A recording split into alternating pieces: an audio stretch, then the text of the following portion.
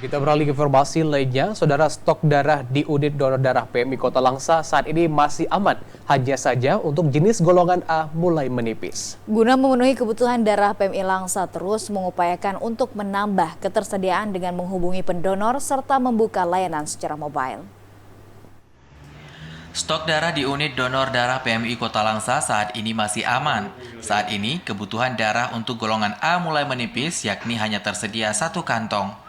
Untuk golongan AB ada sebanyak 14 kantong, golongan B sebanyak 85 kantong, dan golongan darah O ada sebanyak 135 kantong. Penanggung jawab pelayanan donor UDD PMI Kota Langsa, Kartini menyebutkan, saat ini menjelang puasa Ramadan, PMI telah mengamankan stok kantong darah untuk memenuhi kebutuhan darah di rumah sakit untuk beberapa minggu ke depan. Hanya saja permintaan darah golongan A meningkat dari biasanya sehingga stok menipis. Sebelum Ramadan kemarin, kita udah stokan untuk beberapa minggu ke depan sebelum Ramadan. Cuman alhamdulillah yang B, O, dan AB kita masih aman. Cuman A aja saat ini memang lagi kondisinya memang sedang menipis.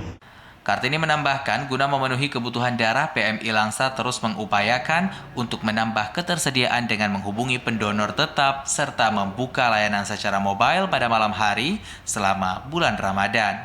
Dari Langsa, Mulyadi, TVRI melaporkan.